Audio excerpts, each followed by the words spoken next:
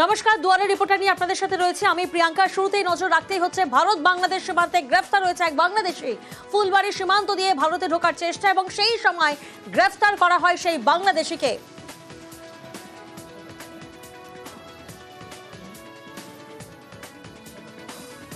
প্রতিনিধি পার্থ এই মুহূর্তে আমাদের সঙ্গে রয়েছেন, সরাসরি পার্থর কাছে যাব।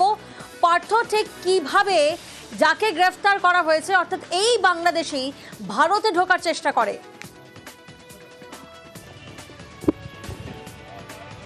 দেখো, একেবারে অভিনব কায়দা। এর আগে কিন্তু আমরা এইভাবে কাঁটাতারের বেড়া পার করে আসতে অনুপ্রবেশ হয়েছে, কিন্তু আজ যে পন্থায় এই অনুপ্রবেশ হচ্ছে তা কিন্তু একেবারে অভিনব।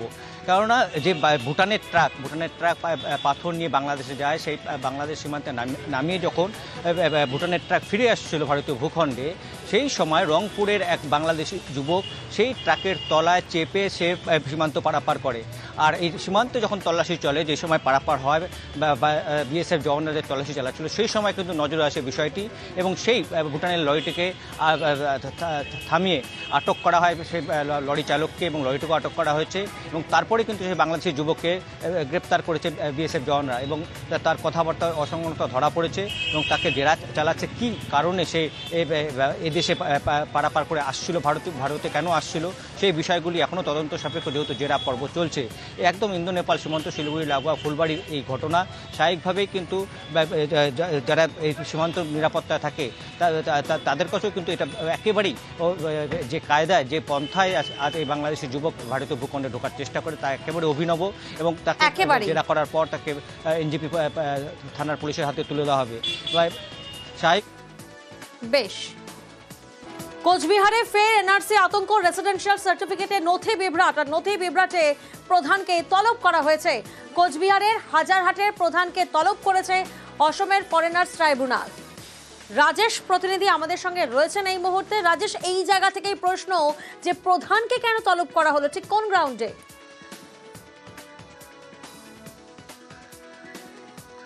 দেখো প্রিয়াঙ্কা, মাথাভাঙা 1 ব্লকের হাজরাহাট 2 গ্রাম পঞ্চায়েতের ভাঙা মোড়ের বাসিন্দা মিনতি রায়, তার বিয়ে হয় অসমে প্রায় 40 বছর আগে। তবে 2015 সালে এনআরসির নোটিশ আসে মিনতি রায়ের নামে এবং মিনতি রায়ের পরিবারের পক্ষ থেকে সমস্ত নথি জমা করা হয়।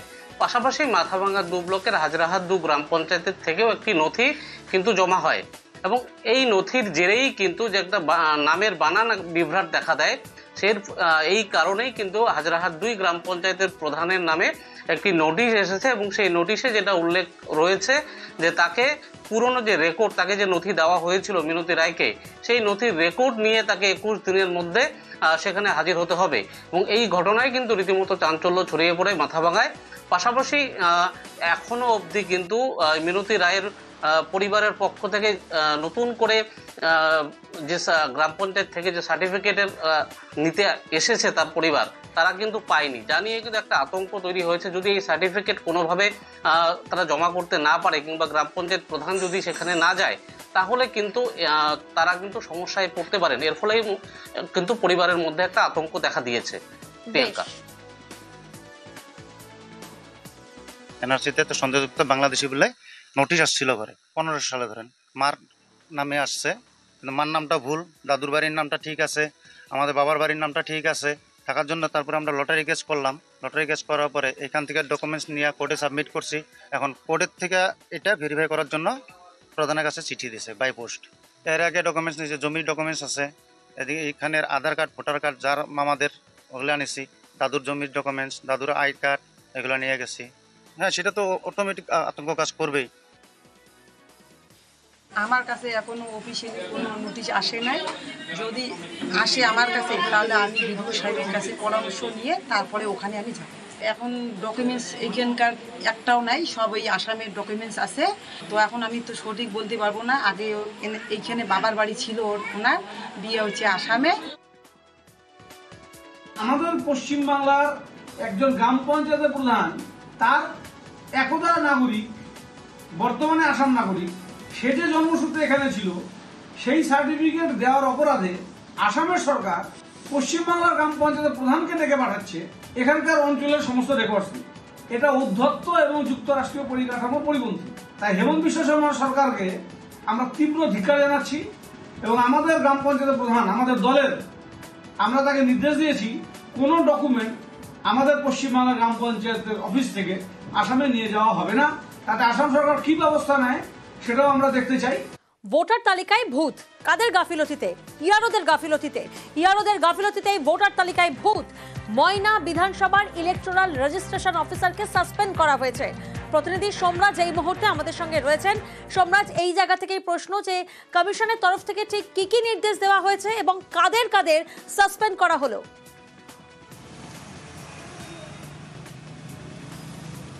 দেখো, জাতীয় নির্বাচন কমিশনের তরফে যে চিঠি রাজ্যের মুখ্য সচিবকে পাঠানো হয়েছে সেখানে বলা হচ্ছে যে সরকারি আধিকারিকদের চূড়ান্ত গাফিলতি রয়েছে। কি সেই গাফিলতি? না, গাফিলতি হচ্ছে ভোটার তালিকায় যখন নাম সংযোজন করা হচ্ছে সে সময় দেখা যাচ্ছে দায়িত্বপ্রাপ্ত ইলেকটোরাল রেজিস্ট্রেশন অফিসার বা যারা WBCS অফিসার রয়েছেন এই পদে, তারা তাদের নিজেদের log in ID data entry অপারেটরদের হাতে তুলে দিচ্ছেন। ডেটা এন্ট্রি অপারেটররা তারপর তারা নিজেদের মতো করে ভোটার তালিকায় নাম সংযোজন করে নিচ্ছেন। অর্থাৎ এক্ষেত্রে যে কাজ করার কথা ইলেকটোরাল রেজিস্ট্রেশন অফিসারদের, সেই কাজ করছেন ডেটা এন্ট্রি অপারেটররা। এবং সেখানেই দেখা যাচ্ছে যে এমন ভোটারদের নাম তোলা হচ্ছে যেই ভোটারের কোনো অস্তিত্ব নেই। আর এই সমীক্ষা যখন, এই তথ্য যখন উঠে আসে রাজ্যের মুখ্য নির্বাচনী আধিকারিকের দপ্তরের আধিকারিকদের তদন্তে, তারপরেই তারা জাতীয় নির্বাচন কমিশনকে রিপোর্ট পাঠায়। জাতীয় নির্বাচন কমিশনের তরফে স্পষ্ট বলা হলো যে এই যে কর্তব্যে এমন গাফিলতি রয়েছে সেই কারণে পূর্ব মেদিনীপুরের ময়না বিধানসভা আর উত্তর 24 পরগনার এই যে রাজারহাট গোপালপুর বিধানসভা, এই বিধানসভার ইয়ারোদের বিরুদ্ধে শাস্তিমূলক পদক্ষেপ নেওয়া হবে। শাস্তিমূলক পদক্ষেপ হিসেবে 2 ইয়ারোকে সাসপেনশন অর্থাৎ সাসপেন্ড করার কথা বলা হলো রাজ্যের মুখ্য সচিবকে। শুধু ইয়ারও নয়, অ্যাডিশনাল যারা চিফ ইলেকটোরাল রেজিস্ট্রেশন অফিসার রয়েছেন অর্থাৎ এই আরও রয়েছেন, তাদেরও সাসপেনশন করার কথা বলল জাতীয় নির্বাচন কমিশন রাজ্যের মুখ্য সচিবকে চিঠি পাঠিয়ে। পাশাপাশি একজন ডেটা এন্ট্রি অপারেটরের বিরুদ্ধেও শাস্তিমূলক পদক্ষেপ নেওয়ার কথা বলল। শুধুমাত্র সাসপেন্ড করার কথাই বলা হলো না, বলা হলো থানায় FIR করতে হবে এই সরকারি আধিকারিকদের বিরুদ্ধে, যেহেতু তাদের কর্তব্যে গাফিলতি হয়েছে। বেশ, সোমরাজ সঙ্গে থাকো। অন্যদিকে কমিশনের নজরে ডেটা এন্ট্রি অপারেটর, যেমনটা প্রতিনিধি সোমরাজ আমাদেরকে বলছিলেন, ভুতুরে ভোটারে নজর ডেটা এন্ট্রি অপারেটর। ঠিক কোন কোন এজেন্সি থেকে ডেটা এন্ট্রি অপারেটর তার তথ্য চাই নির্বাচন কমিশন। সোমরাজ আমাদের সঙ্গে রয়েছেন, আবারও যাব সোমরাজের কাছে। সোমরাজ, এই জায়গা থেকে আরও একবার তোমার থেকে বোঝার চেষ্টা করব নির্বাচন কমিশন কেন এই ডেটা এন্ট্রি অপারেটরদের তথ্য চাইছে।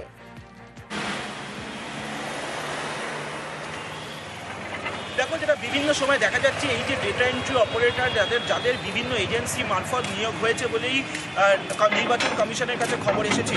আর সেই কারণে গত 5 বছরে কোন কোন এজেন্সি ডেটা এন্ট্রি অপারেটরদের নিয়োগ করেছেন বিভিন্ন ইয়ারোদের অফিসে, অর্থাৎ বিধানসভা ভিত্তিক গত 5 বছরে কোন কোন এজেন্সি ডেটা এন্ট্রি অপারেটরদের নিয়োগ করেছিলেন, সেই তথ্য বিভিন্ন জেলার জেলাশাসক তথা ডিস্ট্রিক্ট ইলেকশন অফিসারদের থেকে চেয়েছে রাজ্যের মুখ্য নির্বাচনী আধিকারিকের দপ্তর।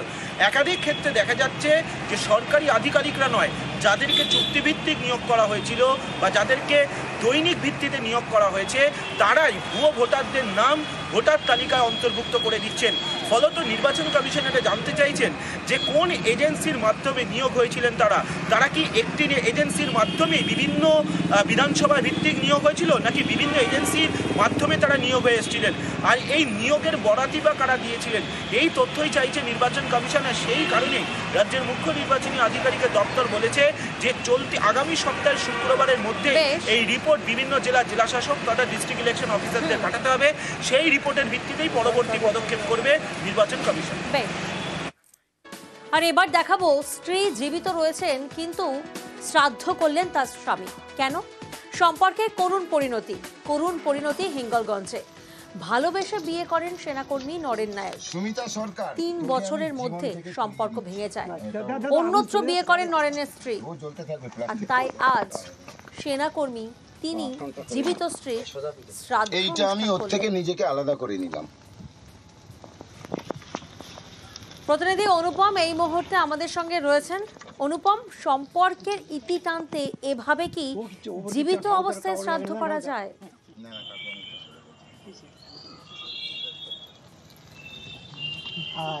দেখো, এই যে সম্পর্কের ইতি টানতে এই যে জীবিত অবস্থায় শ্রাদ্ধ করার একটাই কারণ, তিনি যেটা জানিয়েছে যে তার নিজের মন থেকে মুছে ফেলার জন্যেই তাকে শ্রাদ্ধ করেছে তার জীবিত অবস্থায়। মা বাবা বা আত্মীয় পরিজন পরিচিত কেউ মারা গেলে তার শ্রাদ্ধ অনুষ্ঠান করে যেমন তার প্রতি যে ভালোবাসাটা থাকে, কিন্তু তার সঙ্গে যে সম্পর্কটাতে থাকে না, সেইটাই প্রমাণ করার জন্য এই যে নরেন নায়েক, তিনি তার যে স্ত্রী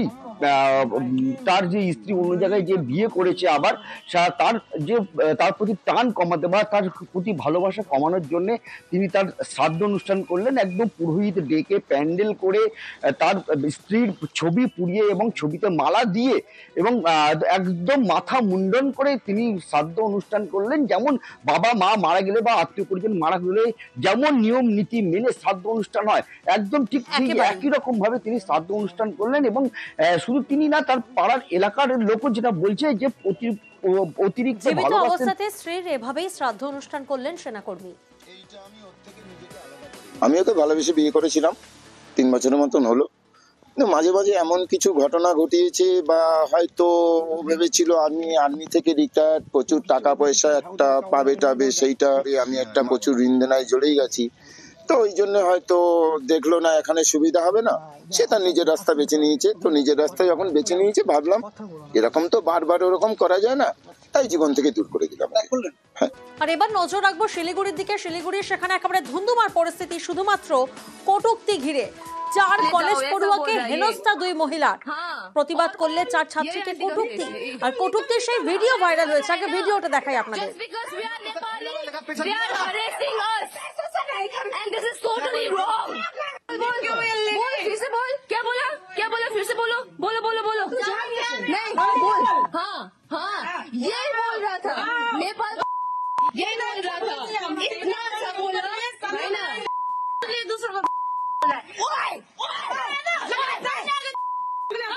চরম উত্তেজনা শিলিগুড়ির 17 নম্বর ওয়ার্ডে। যে ছবি এই মুহূর্তে আপনারা দেখছেন, শিলিগুড়ির 17 নম্বর ওয়ার্ড, যেখানে 4 ছাত্রীর সঙ্গে প্রতিবাদে সামিল হয় অন্যরাও। এবার এই নিয়ে চরম উত্তেজনা সৃষ্টি হয়। পার্থ প্রতিনিধি আমাদের সঙ্গে রয়েছেন এই মুহূর্তে। সেই ভাইরাল ভিডিও আপনারা দেখলেন। পার্থ, এই জায়গা থেকেই প্রশ্ন, এই পরিস্থিতির সৃষ্টি কেন হলো?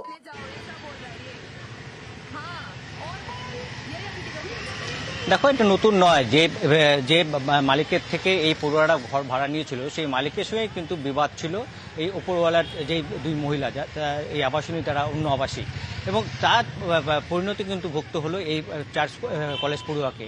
এবং গতকাল এই কলেজ পড়ুয়ারা যে গ্রাউন্ড ফ্লোরে থাকতে, তার যে জানলা রয়েছে সেই জানলা একেবারে বাইরের থেকে বন্ধ করে রাখা এবং কাঠমিশে ডেকে এনে পেরেক দিয়ে চারপাশের জানলা বন্ধ করে দেওয়া হয় এবং তাদেরকে ছাদে যেতে পর্যন্ত বারণ করা হয়।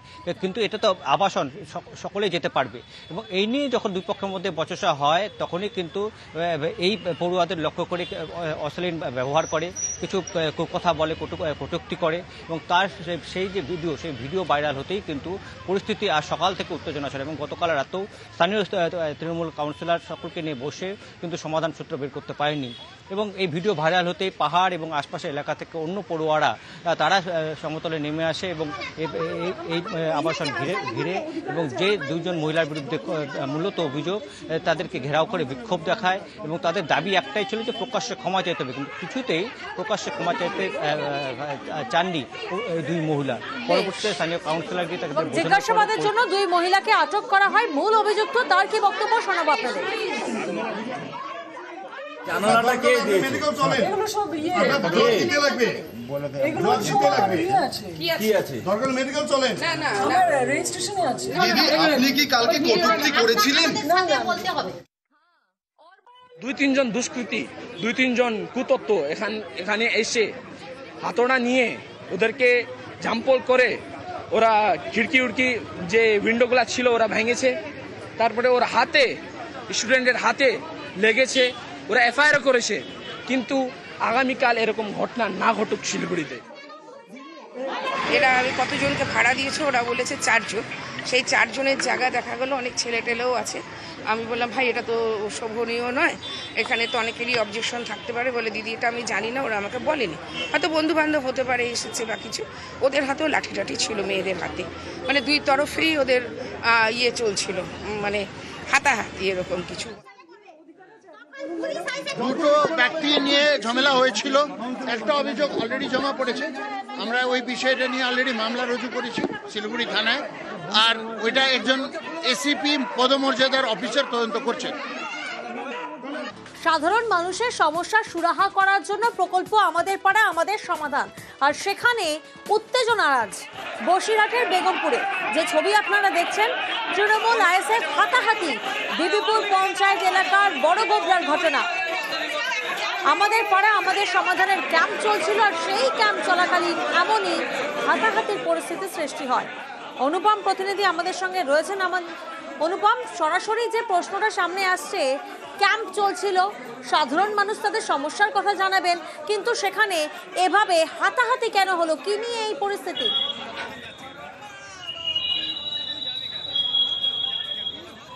আর দেখো, যখন এই বসিরহাট 2 নম্বর ব্লকের যে বেগমপুর বিবিপুর পঞ্চায়েতের যেখানে ক্যাম্প চলছিল, সেখানকার যে আইএসএফ এর যিনি মেম্বার সালেহা বিবি, তিনি তার এলাকার কিছু সমস্যা নিয়ে তিনি লিখিতভাবে এসে সেখানে জমা দিতে যান, এবং তার সঙ্গে তার আইএসএফ কিছু কর্মীও তার সঙ্গে ছিল। এবং তিনি যখনই ক্যাম্পে গিয়ে ভেতরে ঢুকে যখন তিনি জমা দিতে যান, তখনই তার হাতের থেকে কাগজটা নিয়ে ছিঁড়ে ফেলে দেওয়ার অভিযোগ তিনি কিন্তু করছেন, সালেহা বিবি করছেন। এবং তখনই আইএসএফ কর্মী সমর্থকদের সঙ্গে তৃণমূলের যেসব কর্মী সমর্থক তাদের সঙ্গে প্রথমে বাকবিতণ্ডা, তারপরে হাতাহাতি জড়িয়ে পড়ে, এবং এতটাই উত্তেজনা পরিস্থিতি তৈরি হয় যে মাটিয়া থানার পুলিশ ঘটনাস্থলে গিয়ে পরিস্থিতি সামাল দেয়। যদিও সালেহা বিবির যে অভিযোগ সেটা কিন্তু পুরোটাই খারিজ করছে, অস্বীকার করছেন এখানকার যে পঞ্চায়েতের যিনি প্রধান, তিনি যেটা বলছেন যে একটা উত্তেজনা তৈরি হয়েছিল, কথা কাটাকাটি হয়েছে, কিন্তু কোনো ধাক্কাধাক্কি বা মারধরের কোনো ঘটনা ঘটেনি। যদিও সালেহা বিবি এবং পঞ্চায়েত এবং আইএসএফ এর কর্মীরা কিন্তু পরিষ্কার বলছে যে এই যে সমাধানের যে ক্যাম্প করছিল, সেখানে কাগজ জমা দিতে গিয়েই তাদের কাজটা যাতে না হয়, তার যে বুথের কাজ যাতে না হয়, সেই জন্য তার যে আবেদনের যেসব কাগজপত্র, তার যে লিস্টের যে কাগজপত্র, সেগুলো তৃণমূলের কর্মী সমর্থকরা নিয়ে সেখান থেকে ছিঁড়ে দিয়েছে, এমনটা কিন্তু অভিযোগ করছে সালেহা বিবি। বেশ, জমি প্রতারণার অভিযোগ সামনে আসছে। কিভাবে জানেন? জমি মালিকদের সই নকল করা হচ্ছে। পটাশপুরে জমি প্রতারণার অভিযোগ সামনে আসছে। জাল দলিল বানিয়ে জমি প্রতারণা করা হচ্ছে। ঠিক অভিযোগটা কি শোনাবো আপনাদের। 40 বছর ধরে আমরা জায়গা চাষ করে এসেছি, কিছু অসুবিধা নেই। এবার আবার কেনা জায়গা, দলিলও আছে, রেকর্ডও আছে, কিন্তু এবার যে আমরা চাষের নাম তো হরেকৃষ্ণ পয়রা বাধা দিচ্ছে যে এই জায়গা আমাদের তোদের না। কি করে হলো না, আমাদের দলিল রেকর্ডকে টেম্পারিং করে ওরা বর্তমান জাল দলিল করে রেজিস্ট্রি করে নিয়েছে এবং রেকর্ডও বাইর করে নিয়েছে। পঙ্কজ প্রতিনিধি আমাদের সঙ্গে রয়েছেন। পঙ্কজ, শ্রীরামপুর পঞ্চায়েত কর্মীর বিরুদ্ধে এই অভিযোগ, পঞ্চায়েত কর্মীর কোনো বক্তব্য সামনে এসছে?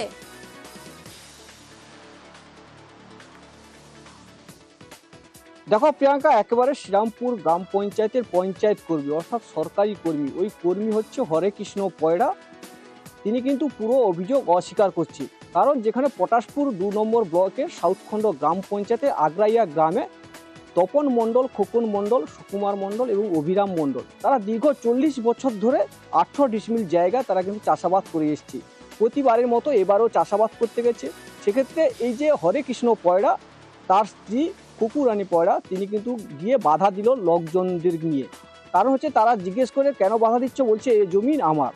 তখন তারা যখন সার্চিং করে দেখতে পায় তখনই দেখা যায় যে তাদের সই নকল করে দলিল এবং রেকর্ড তৈরি করা হয়েছে।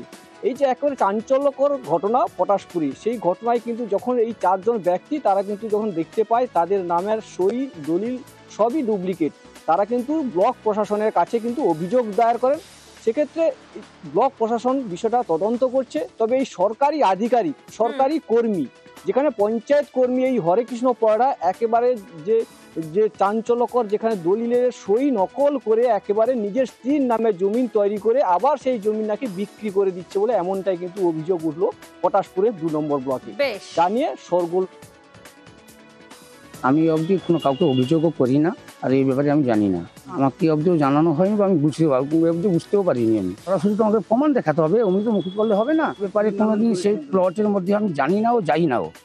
আমি একটি সুনির্দিষ্ট অভিযোগ পেয়েছি, আমাকে অভিরাম মণ্ডল, ক্ষুদিরাম মণ্ডল তাঁরা অভিযোগ করেছেন এবং খোকন মণ্ডল, তপন মণ্ডল, তারাও একটি অভিযোগ করেছে। পটাশপুর থানার ওসি সাহেবের সঙ্গেও কথা বলেছি, এটা নিয়ে আমরা একদম স্পেসিফিক এনকোয়ারি করব এবং বিএলআর সাহেবের কাছ থেকেও আমরা কি আছে ডিটেলস সেটা জানতে চাই।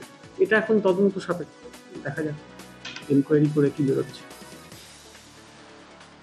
খড়দার দিকে নজর রাখতেই হচ্ছে। খড়দায় উচ্ছেদ অভিযান, সরকারি জায়গা দখল করে পর পর দোকান উচ্ছেদ পাতুলিয়া পঞ্চায়েতের। দেখুন সেই ছবি, বুলডোজার দিয়ে একের পর এক দোকান ভাঙা হয়।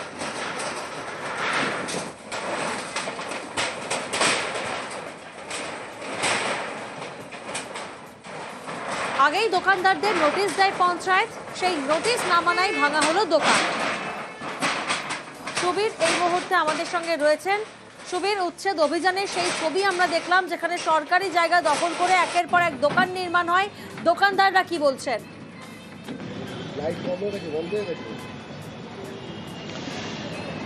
দেখো, খড়দহ পাতুলিয়া পঞ্চায়েতের অন্তর্গত পাতুলিয়া বাজার, সেখানে কিন্তু এভাবেই একদম সরকারি জায়গা দখল করে সরকারি যে ড্রেন, সেই ড্রেন দখল করে কিন্তু এইভাবেই দোকান তৈরি করা হয়েছিল এবং এই অবৈধ দোকান ভাঙার জন্য বারংবার নোটিশ দেওয়া হয়েছিল পঞ্চায়েতের পক্ষ থেকে, কিন্তু তাতেও কোনো কর্ণপাত করেনি দোকানদার এবং তার জেরে কিন্তু নিকাশি ব্যবস্থায় যথেষ্ট সমস্যার সম্মুখীন হতে হচ্ছিল।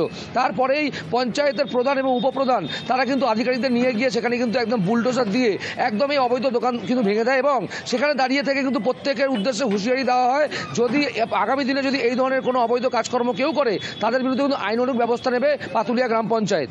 বেশ, ড্রেন ছেড়ে ড্রেনের উপর রাস্তার উপর অনেকটা দূরই এসে গেছে। জানিয়েও দিয়েছি যাতে ঠিকঠাক মতো কাজ করতে, কিন্তু করেনি। এক সপ্তাহ আগে জানিয়ে দেওয়া হয়েছে 3 দিনের মধ্যে আপনি সরিয়ে নিন, ভালো হবে, নইলে কিন্তু আমরা যদি ভাবি খারাপ অবস্থা, কিন্তু সেই অবস্থায় নামতে হলো। এইটা শুরু করেছি এবং আমরা আবার করব। প্রত্যেকেই নোটিশ দেওয়া আছে, এরপরে আমরা নিশ্চয়ই একের পর এক এটা দেখে যারা নিজেরা সরিয়ে নেবে ভালো, নইলে আবার এইভাবে শুরু হলো। আর এবার সিসি ক্যামেরার একটি ফুটেজ দেখাবো আপনাদের। আসানসোলের মলে কিভাবে দুষ্কৃতী তাণ্ডব, মলের পার্কিং লটে দুষ্কৃতীদের তাণ্ডব চলে। সিসি ক্যামেরায় বন্দী হয়েছে দুষ্কৃতী তাণ্ডবের সেই ছবি। দেখুন, 10 থেকে 12 জনের দল মলে ঢুকে 2 যুবকের উপর হামলা চালায় এবং তার আগে কিভাবে তাণ্ডব চলে সেই দুষ্কৃতীদের। এবং এই হামলায় 2 জনের মাথায় গুরুতর চোট লাগে এমনটাই মনে করা হচ্ছে। দীপক প্রতিনিধি আমাদের সঙ্গে রয়েছেন। দীপক, সিসি ক্যামেরার ফুটেজে যে 10 থেকে 12 জনের দলকে দেখা যাচ্ছে, তাদের কি চিহ্নিতকরণ হয়েছে? তাদের বিরুদ্ধে কোনো আইনি পদক্ষেপ নেওয়া হয়েছে?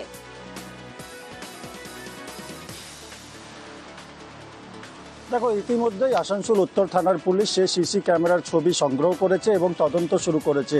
এই প্রথমবার এই বেসরকারি মলের বিরুদ্ধে অভিযোগ ওঠেনি, এর আগেও একাধিকবার এই মলের বিরুদ্ধে অভিযোগ উঠেছে কি দুষ্কৃতীদের আনাগোনা রয়েছে এবং গতকালের যে ছবি একেবারে তাণ্ডব চালিয়েছে মলের ভেতরে, মলের পার্কিং লটে এই তাণ্ডব চালানো হয়েছে। যখন 2 জন যুবক মল থেকে বেরিয়ে সে মোটর বাইক নিতে যায়, তখনই তাদের সঙ্গে বচসা পড়ে। 10 থেকে 12 জন যুবক মিলে তাদেরকে বেধড়ক মারধর করে।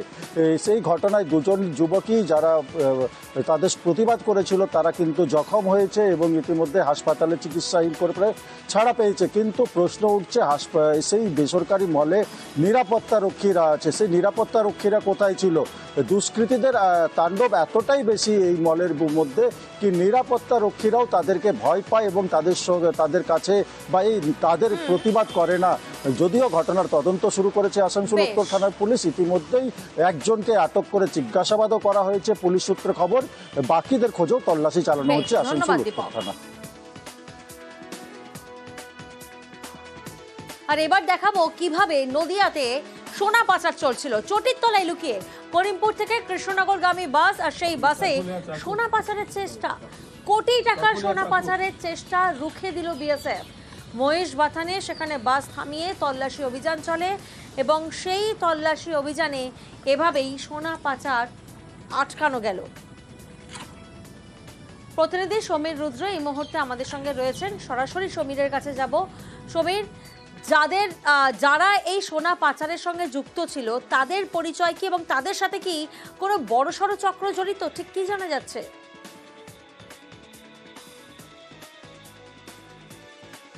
একদমই তাই। প্রাথমিক তদন্তে যারা জানা গিয়েছে এদের সঙ্গে কিন্তু আন্তর্জাতিক চোরাচালান চক্রের যোগ রয়েছে, কারণ এরা ক্যারিয়ার হিসেবে কাজ করত। এই সোনা বাংলাদেশ থেকে কাঁটাতার পেরিয়ে এদেশে আসে এবং সেই সোনা কিন্তু পরবর্তীকালে কলকাতার দিকে পাচার করা হয় এবং এদেরকে ক্যারিয়ার হিসেবে ব্যবহার করা হতো। এদের বাড়ি মুর্শিদাবাদের জলঙ্গিতে এবং এই দুই যুবক বাসে চেপে কৃষ্ণনগর করিমপুর থেকে কৃষ্ণনগরের উদ্দেশ্যে যাচ্ছিল প্রায় 1 কোটি টাকার সোনা নিয়ে এবং বিএসএফ গোপন সূত্রে সে খবর পেয়ে যায়। এরপরে করিমপুর থেকে কিছুটা দূরে মহিষবাতান এলাকায় কৃষ্ণনগর করিমপুর রাজ্য সড়কে তারা ওতপেতে বসে থাকে। বাসটি সেখানে আসা মাত্র বাস থেকে ওই দুই যাত্রীকে নামানো হয় এবং তাদের কাছে তল্লাশি করানো হয়, কিন্তু তল্লাশি চালিয়ে প্রথমে কিছু উদ্ধার হয়নি। এরপরে নজর যায় ওই যে পাচারকারী তাদের চটির দিকে এবং চপ্পল খুলতে কিন্তু চক্ষু চরকা তাদের, কারণ চপ্পলের সোল থেকে উদ্ধার হয় একে একে 7টি সোনার বিস্কুট যার ওজন প্রায় 1 কিলোগ্রাম এবং বাজার দর প্রায় 1 কোটি টাকা এবং এদেরকে পরে গ্রেপ্তার করা হয় এবং থানায় হস্তান্তর করা হয় এবং প্রাথমিকভাবে জানা গিয়েছে এরা বাহক হিসেবে কাজ করত এবং এর বিনিময়ে বেশ কিছু পয়সা তারা পেত। জলঙ্গির কোনো এক ব্যক্তি তাদের হাতে এই সোনা তুলে দিয়েছিল কৃষ্ণনগরে কারো হাতে তুলে দেওয়ার জন্য এবং এই ঘটনায় কারা যুক্ত, কে তাদের হাতে সোনা তুলে দিয়েছিল বা কোথায় দেওয়ার কথা ছিল তা তদন্ত করে দেখছে পুলিশ। প্রিয়াঙ্কা।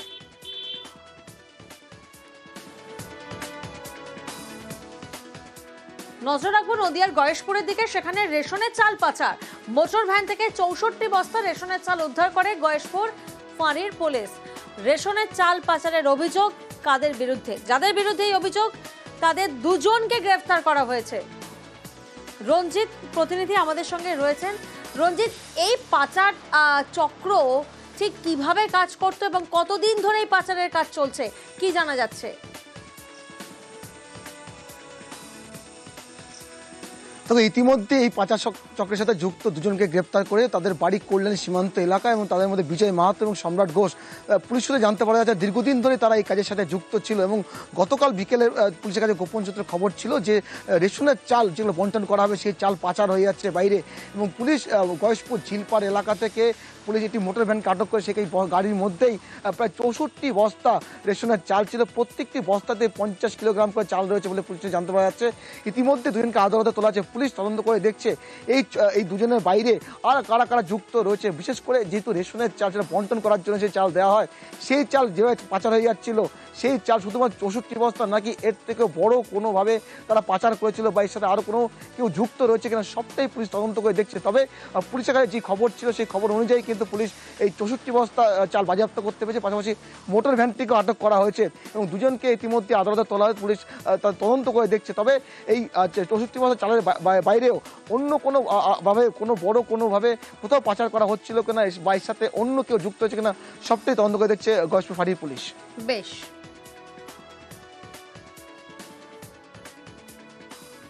অন্যদিকে 2026-এর আগে জেলা বিজেপিতে ফের পোস্টার যুদ্ধ। প্রকাশ্যে আদি বনাম নব্য দ্বন্দ্ব। বিজেপির বর্ধমান জেলা কমিটির সভাপতির ছবি দিয়ে পোস্টার।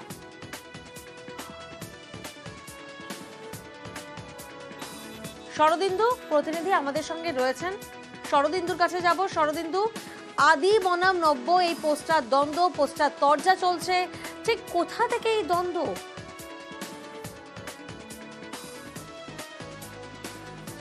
দেখো প্রিয়াঙ্কা, বর্ধমানের প্রাণকেন্দ্র কার্জন গেট এবং কোর্ট কম্পাউন্ড এলাকায় বিজেপির বর্ধমান সাংগঠনিক জেলা সভাপতি অভিজিৎ তার বিরুদ্ধে এই পোস্টার দেওয়া হয়েছে। সেখানে তাকে বামপন্থীদের হারমাদ বলে উল্লেখ করা হয়েছে। শুধু তাই নয়, গত 5 বছরের বিধানসভা, লোকসভা এবং পঞ্চায়েত নির্বাচনে তার ব্যর্থতার কথা উল্লেখ করে সাংগঠনিক জেলাকে বাঁচানোর ডাক দেওয়া হয়েছে এবং আদি বিজেপি কর্মকর্তাদের পক্ষ থেকে এই পোস্টার দেওয়া হয়েছে বলে সেখানে উল্লেখ করা হয়েছে। এবং বর্ধমানে এই যে আদি এবং নব্য যে দ্বন্দ্ব তা কিন্তু দীর্ঘদিনের। আমরা দেখেছিলাম এই গোষ্ঠী কোন্দলের জেরেই কিন্তু বিজেপির যে সাংগঠনিক জেলা কার্যালয় তাতে ভাঙচুরের ঘটনা ঘটে, গাড়িতে আগুন লাগানোর ঘটনা ঘটে এবং সেই ঘটনা সেই যে দ্বন্দ্ব এখনও বর্তমান তা এই পোস্টার দেওয়ার ঘটনাতেই কিন্তু আরেকবার প্রমাণ হলো এবং এই ঘটনাকে কেন্দ্র করে জেলায় রাজনৈতিক চাপানুতরের সৃষ্টি হয়েছে। বিজেপির দাবি যে 26-এর বিধানসভা নির্বাচনের আগে পায়ের তলার মাটি সরে যাচ্ছে বুঝে তৃণমূলের পক্ষ থেকে এই কুৎসা রটানো হচ্ছে। অন্যদিকে তৃণমূলের বক্তব্য যে এটা বিজেপির গোষ্ঠীকন্দলের ফল, তাদের ভাগ বটোয়ারাকে কেন্দ্র করেই এই গোষ্ঠীকন্দল। তৃণমূল তারা এই ঘটনার সঙ্গে কোনোভাবেই জড়িত নয়, তারা 26-এর নির্বাচনের নিয়েই তারা ব্যস্ত রয়েছে। সব মিলিয়ে এই ঘটনা কিন্তু এই শহরে ব্যাপক চাঞ্চল্যের সৃষ্টি করেছে। প্রিয়াঙ্কা, বেশ।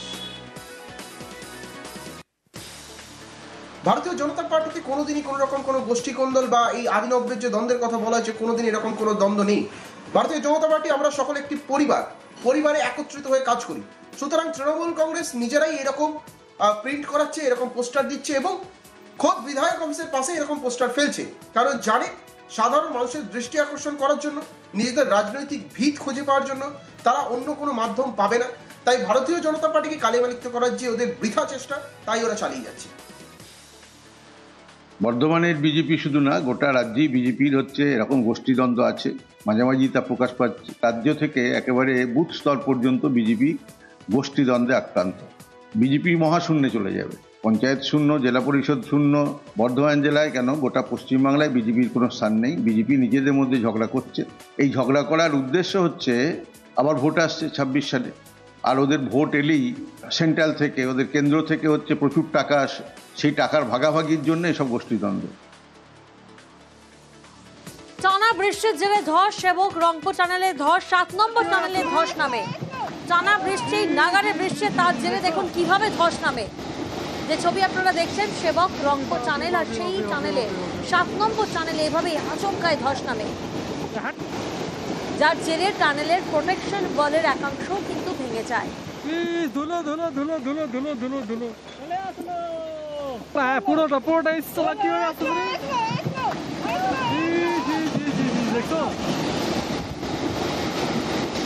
ওয়ালের 15 থেকে 20 মিটার অংশ ধসে পড়ে। সেবক রংপুর টানেলে ধস, যে ছবি আপনারা দেখছেন, পার্থ প্রতিনিধি আমাদের সঙ্গে রয়েছেন। পার্থ, এর প্রভাব ঠিক কিভাবে পড়লো?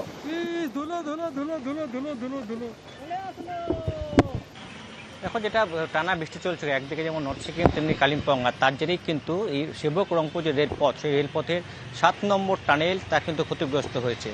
টানেলের যে প্রোটেকশন ওয়াল, তার 15 থেকে 20% কিন্তু একেবারে হুড়মুড়িয়ে ভেঙে পড়ে একেবারে তিস্তা গর্ভে, এবং তাতে টানেলের খুব একটা ক্ষতি হয়নি, এমনটাই কিন্তু যে সংস্থা কাজটি করছে ইরকন, তারা প্রেস বিবৃতিতে জানিয়েছে টানেলে খুব একটা ক্ষতি হয়নি। তবে টানেলের ভিতরে যারা কাজ করেছে তাদের দ্রুত অন্যত্র সরিয়ে নেওয়া হয়, এবং বৃষ্টি কমার পরে আবার যে অংশটি আজ ক্ষতিগ্রস্ত হয়েছে টানেলের, এই টানেলে তা কিন্তু সংস্কার করে তোলা হবে। এর আগেও আমরা দেখেছি যে টানা বৃষ্টির জেরে একাধিক টানেলে কিন্তু ধস নেমেছিল, বেশ কয়েকজন শ্রমিকেরও মৃত্যু হয়েছিল। আর বারবার এই প্রাকৃতিক বিপর্যয়ের জন্য কিন্তু এই সেবক রংপুর যে রেলপথ তা কিন্তু এখনও চালু করা সম্ভব হয়নি, যা 2023 সালের মার্চে শেষ করার একটা টার্গেট নিয়েছিল ভারতীয় রেল, তা কিন্তু এখনও সম্পন্ন হয়নি। আবারও নতুন করে ধস, কিছুটা হলেও কিন্তু দুশ্চিন্তার ভাঁজ রেল এবং ইরকন কর্তৃপক্ষের কাছে, এবং যত দ্রুত এটা সারিয়ে তোলা যায় সেই চেষ্টাই চালাচ্ছে ইরকন। একেবারেই।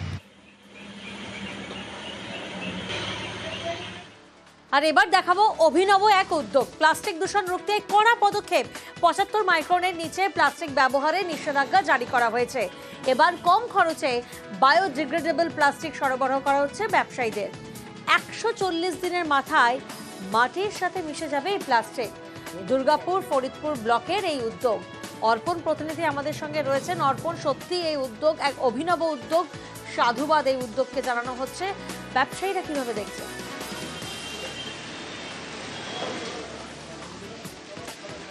প্রত্যেকটি ব্যবসায়ী এটি ভালোভাবে দেখছেন, কারণ যেভাবে এলাকায় প্লাস্টিক দূষণ বাড়ছে সেই দিকে তাকিয়ে কিন্তু দুর্গাপুর ফরিদপুর ব্লকে লাউদোহায় এক অভিনব উদ্যোগ নিলেন ব্লক প্রশাসন।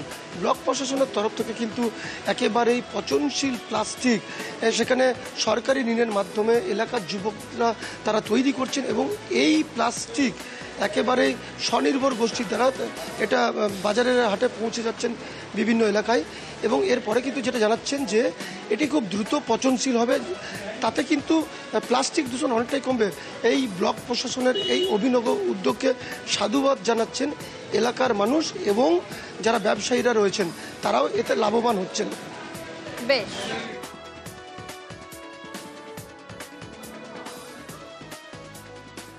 আর দুয়ারে রিপোর্টার শেষ করব শিলিগুড়ির খবর দিয়ে, কারণ শিলিগুড়িতে ফের বন্ধ পানীয় জল।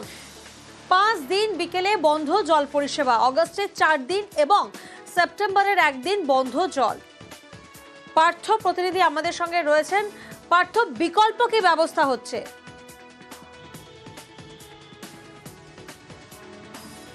দেখো যে সামনে যেহেতু দুর্গাপুজো এবং সেই শারদোৎসবকে সামনে রেখে বিদ্যুৎ বন্টন নিগম লিমিটেড শহরের একাধিক জায়গায় কিন্তু তাদের এই বিদ্যুতের লাইন সংস্কার থেকে শুরু করে পোল রিপেয়ারিং সবই কিন্তু করবে এবং তার জন্যই কিন্তু এই পানীয় জল পরিষেবা বিঘ্নিত হতে চলেছে চলতি মাসের 4 দিন এবং সেপ্টেম্বরের 1 দিন। এবং স্বাভাবিকভাবে প্রথমে চলতি মাসের 10ই আগস্ট 1 থেকে 47 অর্থাৎ প্রতিটি ওয়ার্ডেই কিন্তু বিকেলবেলা পানীয় জল পরিষেবা বন্ধ থাকবে। ঠিক একইভাবে 1 থেকে 47 নম্বর ওয়ার্ডে আগামী 27 সেপ্টেম্বর সেদিন কিন্তু বন্ধ থাকবে। এবং 31 থেকে 35 এবং 36 থেকে 44 এইসব ওয়ার্ডও কিন্তু 2 দফায় একমাত্র বিকেলবেলা বিকল্প ব্যবস্থার আশ্বাস শিলিগুড়ির মেয়রের। ধন্যবাদ।